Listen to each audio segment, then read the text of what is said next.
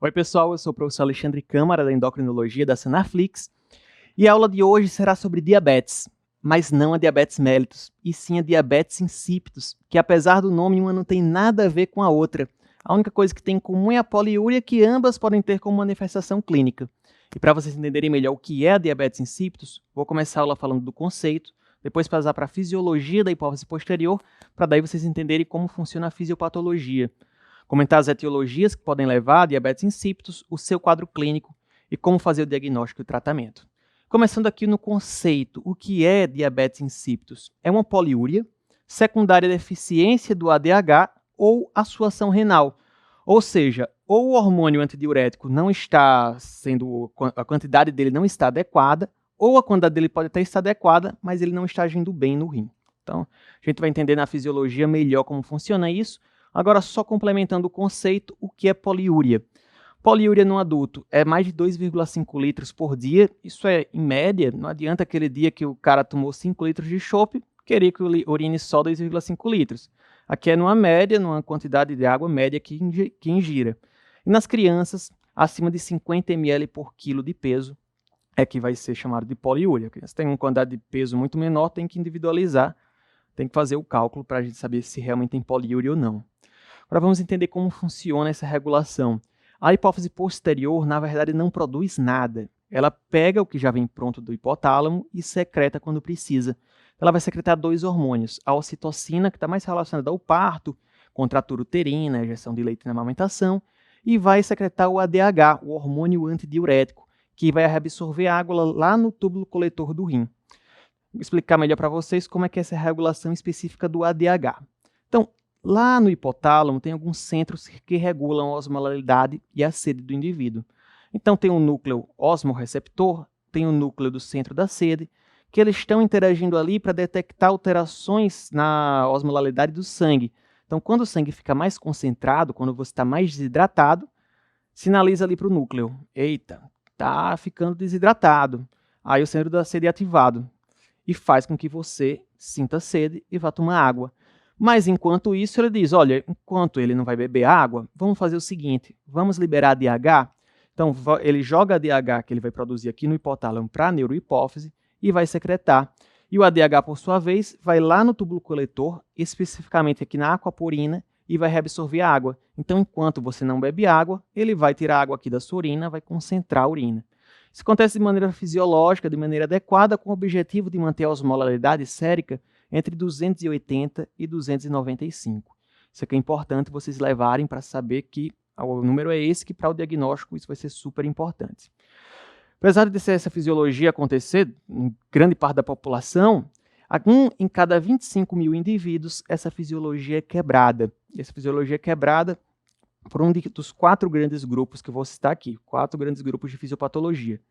Um é a fisiopatologia neurogênica, defeitos na síntese do ADH, que acontece em quase 80% dos casos de diabetes insípidos, ou seja, não secreta ADH por algum motivo, seja alterações hipotalâmicas, seja hipofisárias.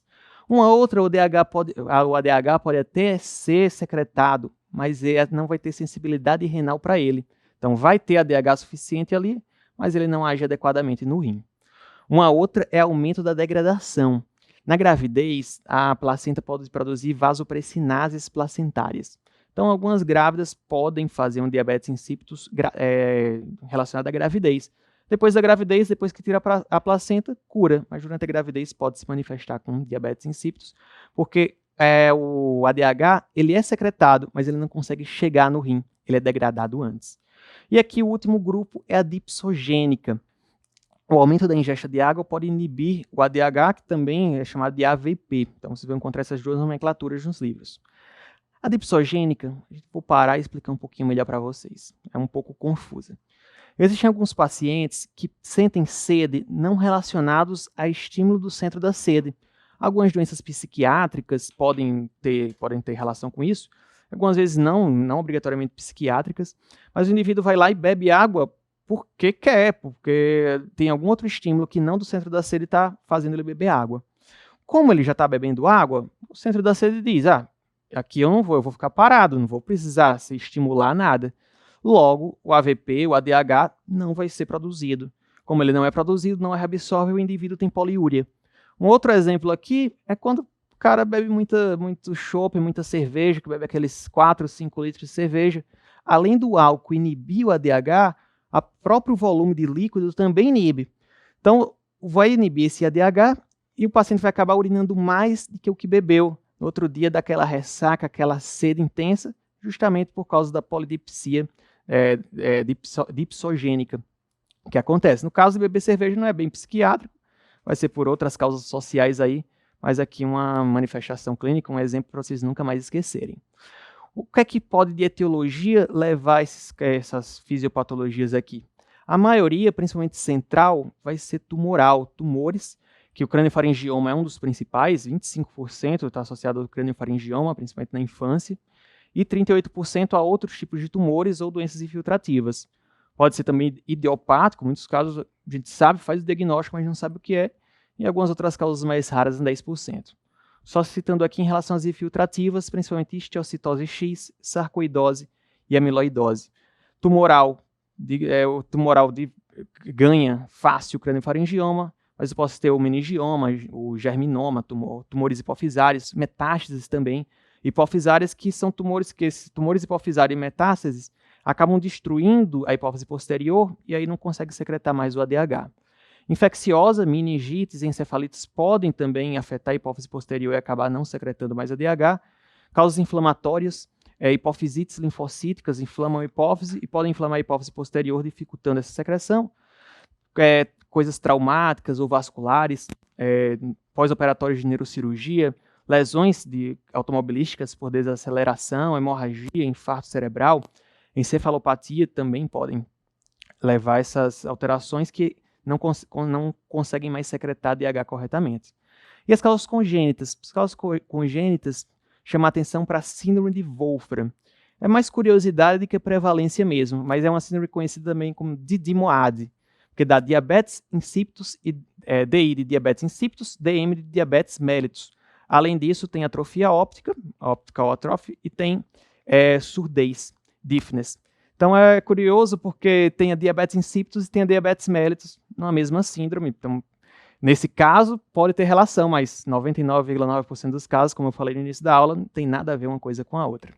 Passando para as etiologias, as causas nefrogênicas. É a minoria nefrogênica, mas pode acontecer. Causas genéticas ligadas à mutação do receptor da aquaporina. Então, quando a aquaporina não tem receptor para o ADH, para o AVP, então ele vai lá tentar se ligar, não vai conseguir se ligar corretamente e não vai reabsorver água. Outra coisa é a mutação no próprio canal, na própria aquaporina, que ela pode não ser formada adequadamente. Então, vai chegar o ADH, não vai encontrar aquaporina. Algumas substâncias que podem lesionar o túbulo coletor renal, e daí pode o ADH não agir corretamente, como lítio, cisplatina, que são as principais causas que a gente tem em relação a isso na prática clínica. Outra coisa, causas metabólicas, alterações de hipercalcemia e hipocalemia também alteram o túbulo coletor e fazem com que a sensibilidade ao ADH seja prejudicada.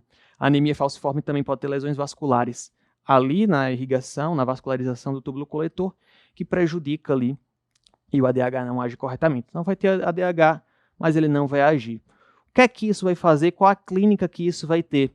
Como eu falei já, poliúria, grandes volumes de urina principalmente diluída, porque não vai ter absorção de água, a água vai sair toda pela urina. Como a água sai pela urina, o paciente pode aumentar o sódio, mas pode, não obrigatoriamente. Sei que muita gente tem esse conceito, diabetes insípidos é igual a hipernatremia, porque tem que aumentar o sódio já que vai perder água. Não é bem assim. A maioria dos casos de diabetes insípidos que nós encontramos, o sódio estará normal. Mas por que o sódio vai estar normal? Porque o paciente bebe água. Em geral, o centro da sede está preservado. Ele tem uma dificuldade de secreção do ADH, mas a sede vai estar preservada. Então, o paciente vai urinar muito, vai sentir sede, vai beber muita água, vai acabar equilibrando. Isso é ruim, vai ter poliúria, vai ter noctúria, vai ter noctúria também, vai ficar acordando à noite para urinar e para beber água, mas vai ficar equilibrado ali. Então, agora, se tem distúrbios no centro da sede, tem alguma alteração hipotalâmica mais importante, aí é mais complicado, ele vai desenvolver a hipernatremia. Uma outra coisa também, como eu falei, urina diluída a gente vai chamar a urina com menos de 300 miliosmós por litro. Então, De base, você pega uma urina do paciente num momento qualquer, se tiver menor que 300, a gente sabe que ela está bem diluída, temos que entender o motivo de tal diluição. Distúrbios do sono, o paciente vai ter mais fadiga, vai ter indisposição, as crianças vão ter baixa estatura, porque não vão entrar nas fases 3 e 4 do sono que fazem a liberação do GH. E porque tem distúrbios do sono, ela não consegue dormir, toda hora tem que levantar para beber água e ir no banheiro. Então, daí uma causa aí de distúrbios do sono ou diabetes insípidos, mas que seja uma poliúria, mas pode ter alterações mais sistêmicas aí. E na gravidez, uma das causas de diabetes insípidos é quando a grávida está produzindo muita vasopressinase, que aí degrada o ADH. Então, na gravidez, uma das manifestações que isso pode acontecer é o oligodrâmino. A grávida está perdendo muito líquido já pela urina, então acaba que o bebê vai ficar com menos líquido, vai poder ter essa manifestação de oligodrâmino, fica de olho aí. Diagnóstico diferencial do diabetes insípidos. Não é porque o paciente tem alterações de sódio, tem poliúria, que obrigatoriamente vai ser diabetes insípidos. Temos que lembrar de outras causas e até excluir antes de querer investigar mais profundamente diabetes insípidos. Então, situações de perder água que não está sendo substituída. Paciente com perdas insensíveis ou pelo suor, está suando muito, está muito quente, a pessoa em Teresina, sem ar-condicionado, suando um monte, vai dosar o sódio, às vezes o sódio está um pouquinho mais alto, mas não significa que tem diabetes insípidos. Significa que está perdendo muito pelo suor. Perda gastrointestinais, está vomitando com muita diarreia. Diurese osmótica, às vezes um paciente está usando manitol por uma hipertensão intracraniana, vai acabar tendo diurese osmótica. Diabetes mellitus descompensada, aumenta muito a glicose, vai ter diurese osmótica também. Exercícios extenuantes, convulsões, que acaba perdendo água também. E excesso de sódio, muitas vezes iatrogênica, o paciente está usando muito NaCl, 0,9%, usa uma quantidade muito grande, vai ter NaCl 0,9, tem 154 mEq de sódio. Então, tem mais sódio do que no nosso sangue, logicamente, o paciente vai tender a ficar hipernatrêmico e com a solução hipertônica aqui na veia. Então, lembrar desses diferenciais. Abordagem diagnóstica em si, depois que eu sei, não tem nenhum diferencial importante, vou para o laboratório. Vou avaliar o sódio do paciente, vou avaliar a osmolaridade urinária e a sérica, e vou avaliar o ácido úrico. O ácido úrico tem esse achado aqui, um ácido úrico maior que 5 exclui polidipsia primária. Se for porque o indivíduo está bebendo muita água, sem ter alterações alteração na secreção do ADH está sendo relacionada a beber muita água, geralmente ele tem um ácido úrico mais baixo. Se tiver um ácido úrico maior que 5, eu excluo essa polidipsia primária, essa polidipsia dipsogênica, como eu falei lá entre as causas. E reforçando mais uma vez, excluir causas de aumento de osmolaridade plasmática, hiperglicemia, uso de manitol, etc. Agora, com base nesses exames, vamos fazer a abordagem diagnóstica efetivamente. Vou avaliar se tem poliúria hipotônica, ou seja, na criança mais que 50 ml por quilo, ou no adulto acima de 2,5 litros, beleza, tem poliúria. É hipotônica? Como é que faço o diagnóstico de hipotônica? Se a urina tiver menos que 300 miliosmols por quilo. Então, a partir daí, eu só estou autorizado a continuar a investigação.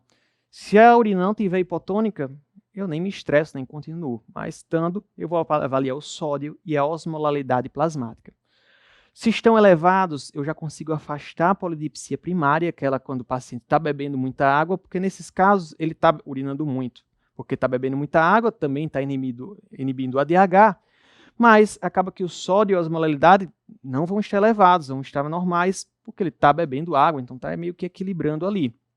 Então, vou confirmar diabetes insípidos se os valores de osmolaridade plasmática estiverem acima de 295, podem encontrar alguns livros maiores que 300, e o sódio maior que 143.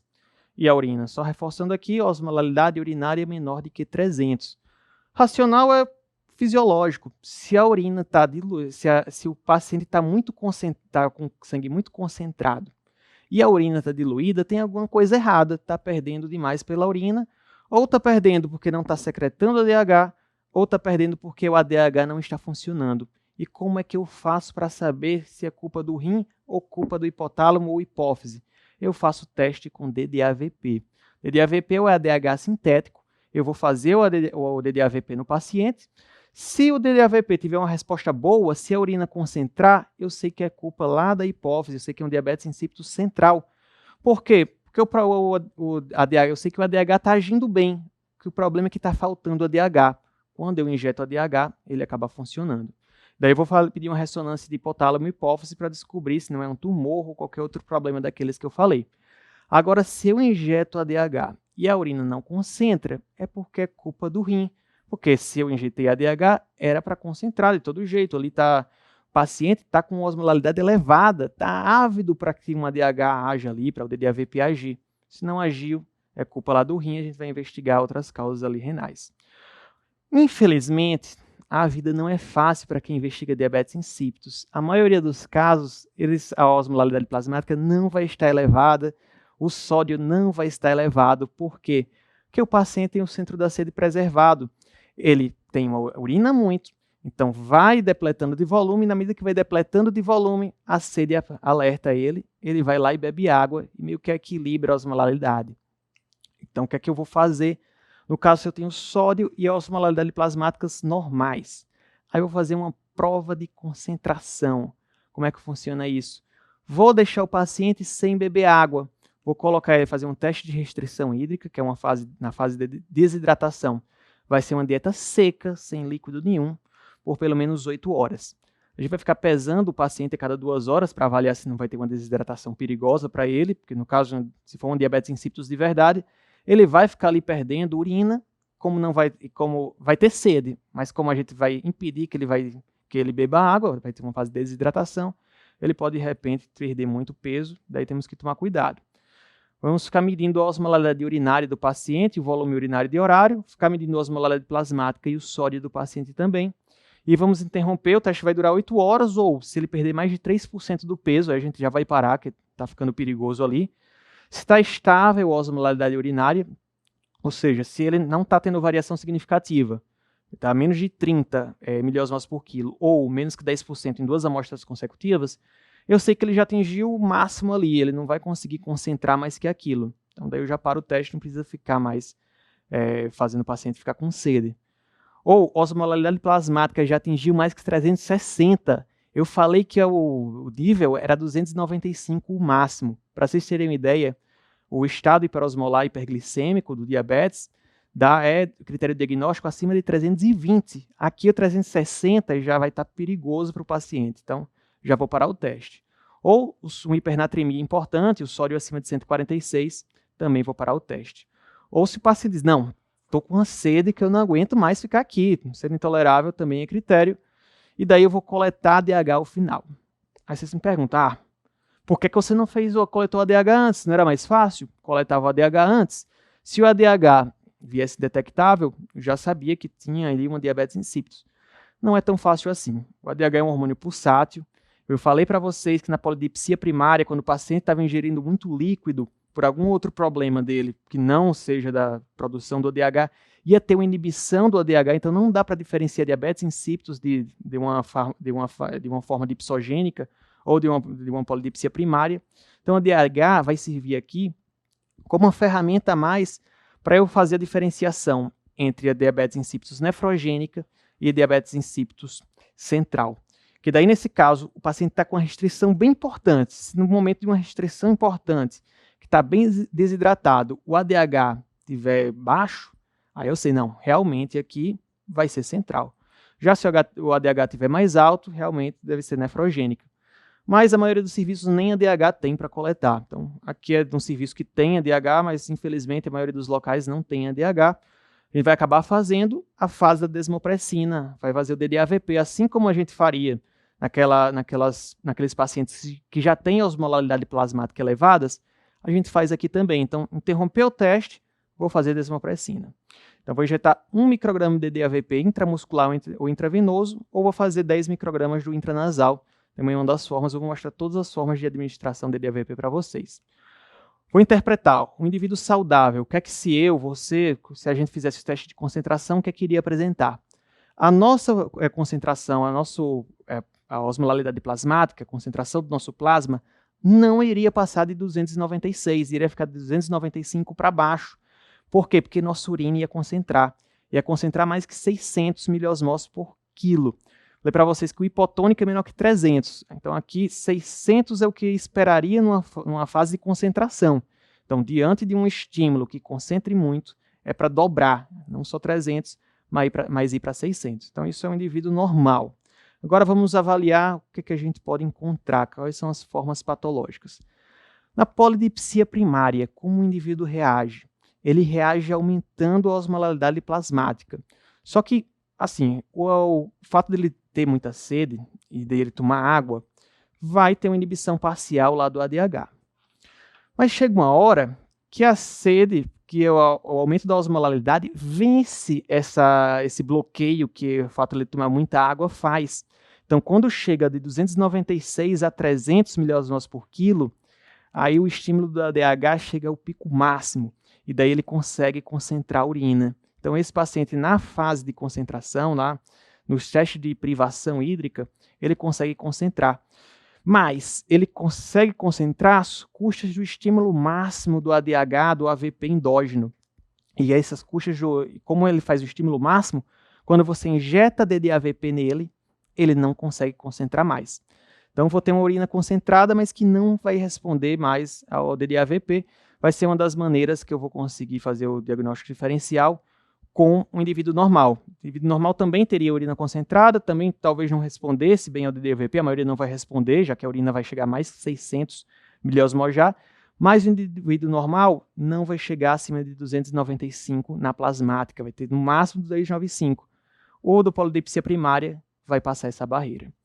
Diabetes insípidos, a urina não vai estar concentrada nem um pouco. Vai estar menor do que 300, era para estar mais que 600, ela vai estar menos que 300, então vai ter uma fase aí grande. Então, quando é completa o diabetes insípidos, nem concentra nem um pouco, e daí a central da nefrogênica eu vou diferenciar pelo DDAVP. Faço o DDAVP na central, ele responde, aumenta mais que 50% a concentração de urinária. Faço o DDAVP na nefrogênica, vai concentrar menos que 9% do DDAVP. E tem as causas parciais, que, assim, é uma resposta parcial. Ele tem um pouquinho de ADH, ou ele age um pouquinho no rim, mas não é uma ação tão eficaz. Nesses casos, vai conseguir concentrar um pouco a urina, vai ficar entre 300 e 600, ali em cima do muro meio termo, e a resposta ao ADH normalmente vai ficar entre 9% e a 50% após DDAVP. Nesses casos, uma conduta que na maioria das vezes fazemos é fazer um teste terapêutico com DDAVP, a gente acaba testando. Se responder clinicamente o DDAVP, a gente dá a medicação e ele diminui a poliúria dele, ok, deve ser central. Se ele não responde bem ao DDAVP, normalmente é nefrogênica. Depois que fizemos o diagnóstico de central, vamos atrás da ressonância magnética de hipófise para ver se tem algum tumor, alguma alteração, infecção associada a isso aí, que é um exemplo de um tumor hipofisário grande que acaba destruindo a hipófise posterior também. Agora, passar para o tratamento. Vamos fazer o ADH sintético, que é a desmopressina. A desmopressina tem várias formas de fazer. Eu posso fazer o intranasal. Em geral, o objetivo do tratamento é diminuir principalmente a noctúria. Então, começamos uma vez por dia, principalmente à noite. O indivíduo dormiu bem, mas durante o dia está urinando muito, acabamos fazendo 2 vezes por dia. Então, vamos fazendo as titulações. Essa forma aqui, a desvantagem é que ela requer refrigeração e a aplicação é mais difícil. Agora, ela permite titulações de 5 em 5 microgramas. Quer ver como a titulação é difícil? Vou mostrar aqui para vocês. Esse aqui é o frasco. Esse frasco não é aquele frasco que injeta direto no nariz. É um frasco que conecta um tubo nesse frasco. Esse tubo fica de 5 em 5 microgramas, então esse 0,05. E o indivíduo tem que aspirar. Então ele vai pegar, aspirar ou vai apertar o frasco nesse tubinho e vai pegar o tubo que ele aspirou na boca e soprar para o nariz. Imagina a mecânica disso, explicar para um paciente que ele tem que tirar do tubo, soprar, depois colocar no nariz. É bem complicado, infelizmente é o que a maioria dos locais que o SUS atende dá esse aqui, que é realmente mais complicado do uso. Tem também o spray nasal, que esse é mais fácil, faz um puff ou 2 puffs, enfim, e vai titulando a dose, também requer refrigeração. Tem o comprimido, tem o via oral. Esse é bem mais fácil, tem uma eficácia semelhante aos nasais, tem a facilidade de tomada, tem a vantagem que permite que paciente, por exemplo, pós-operatório de cirurgia de hipófise, que inflama tudo aqui no nariz, porque a cirurgia é transesfenoidal. Então, nesses casos, fica difícil colocar coisa pelo nariz. Então, é mais fácil tomar o comprimido. O comprimido tem a questão, é bem mais caro, e ele tem que ser tomado em jejum tipo a levotiroxina, que é tomada para o hipotireoidismo. Tem que tomar em jejum, sem nada no estômago, para poder absorver bem. E as ampolas, fazer a desmopressina subcutânea, também é uma possibilidade, mas isso é restrito ao ambiente hospitalar. Aqui a outra questão é o diabetes nefrogênico. Você pode tentar o DDAVP nas formas parciais, mas geralmente ele não responde ao DDAVP. O tratamento acaba sendo deixar o paciente hipovolêmico, usando diuréticos. Aí é uma confusão geral para o entendimento. Como é que eu vou pegar um paciente que já está urinando muito, que já tem uma poliúria, e eu vou dar diurético para ele urinar mais? Isso mesmo. No nefrogênico, vamos fazer isso com o objetivo de deixar o paciente menos concentrado, com o sangue mais concentrado. E meio que vai fazer um estímulo de espoliação para esse paciente, para concentrar o volume, aumentar a concentração do volume extracelular. Com isso mesmo que a gente estimula a resposta melhor do ADH lá no túbulo coletor. E além disso, a diminuição da filtração glomerular vai aumentar a reabsorção de sódio e de água no túbulo contorcido proximal. Então a gente usa um outro mecanismo, na medida que a gente vai concentrando mais, o paciente ele vai estimulando mais a reabsorção do sódio em outras partes do glomérulo, outras partes do néfron, não só no túbulo coletor. Então ele vai começar no proximal, também pode estimular o distal, vai absorvendo mais água e sódio. Acaba que mesmo o diurético consegue melhorar a poliúria desse paciente. E lembrar, se eu vou usar diurético, tenho que repor potássio, que pode espoliar potássio, ou posso usar milorida associada, que daí ele é um diurético poupador de potássio. Isso ajuda. E lembrar que a dieta precisa de uma dieta hipossódica. O paciente já tem uma tendência a concentrar mais, a fazer uma hipernatremia. Então, para funcionar esse diurético, eu tenho que fazer uma dieta hipossódica. Algumas medicações que podem ajudar também. A clorpropamida, que é um tratamento antigo que era usado para o diabetes. Só que ele pode potencializar o efeito do AVP, do ADH no rim. Na hora que ele potencializa, ele reduz a ação da adenilciclase e inibe a fosfodiesterase, com essa dose de 125 a 500 microgramas, pode ter uma certa resposta. Cautela com hipoglicemia, então os pacientes, principalmente que têm hipopituitarismo, já tem diminuição da secreção do TSH, do ACTH, do GH, então todos esses são hormônios que aumentariam a glicose. Se eu já tenho hormônios, se eu tenho diminuição desses hormônios, dá uma medicação que baixa a glicose, às vezes é perigoso. Ele pode levar vários dias para atingir o efeito máximo e é inútil na DI nefrogênica e na DI central completa, mas é útil na forma parcial. Outra coisa, anti-inflamatórios não hormonais. A COX-2 também, os COX-2 seletivos também aumentam a aquaporina, então é uma alternativa aqui para tentar responder um pouco melhor ao ADH. Outra coisa, carbamazepina e clorfibrato também são outras alternativas para o DI nefrogênico. Lembrando, fazer o segmento, o tratamento vai se basear na melhora da poliúria e sempre evitando hiponatremia. Então, quando eu atinjo uma hiponatremia, o sódio está menor que 135, eu tenho que reduzir o tratamento. Então, o sódio vai ser útil principalmente para reduzir, para frear o tratamento. Pontos importantes para levar da aula. Entender a fisiologia da hipófise posterior, compreender a fisiopatologia da DI central versus DI nefrogênico, definir as principais etiologias e saber como interpretar o teste de privação hídrica. Lembrar dos princípios de tratamento, principalmente do DI central e também do DI nefrogênico. Quem quiser se aprofundar aqui, algumas referências para vocês. Um forte abraço, pessoal. Até a próxima aula.